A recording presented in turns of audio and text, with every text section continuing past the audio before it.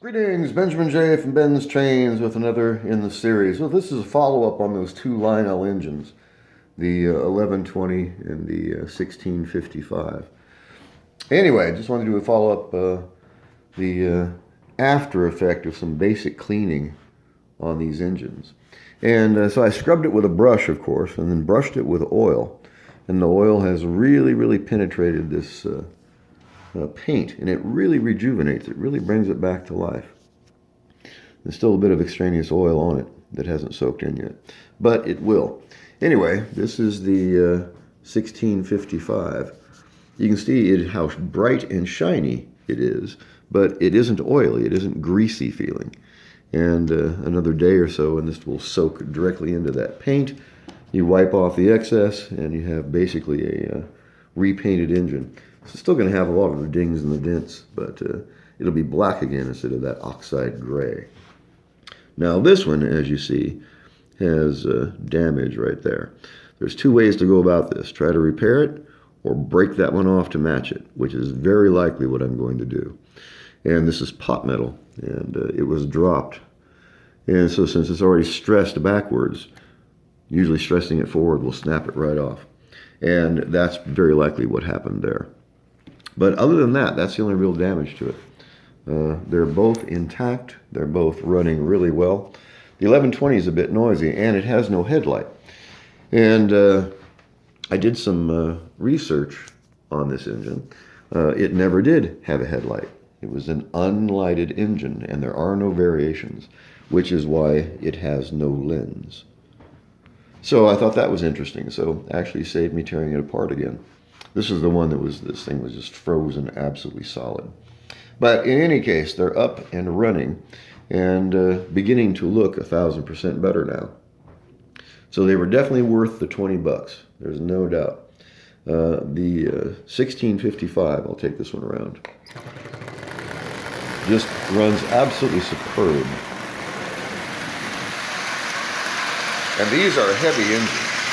Much heavier than any of the Marx engines, except the 333. I have a loose headlight. So, anyway, I just got this one oiled last night, and it hasn't soaked in completely yet. But like I said, it will, and it really rejuvenates this paint without having to do anything to it other than, brush the oil on it. Obviously, the paint that's gone is still going to be gone. But, coming out of a junk box, found it on that shelf in that little shop. And there's no telling how long these things have been sitting. Decades. It had been years since these wheels turned. Anyway, definitely worth 20 bucks a piece. They run forward, backwards. The E-unit works in both of them. And really hard to beat at 20 bucks at a junk shop. So here's the 1120. This one is noisy, but it runs really well. It has lots of power.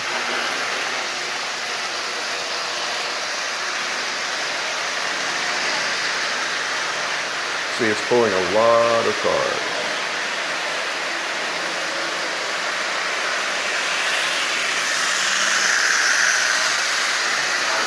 That's at 60% power right now.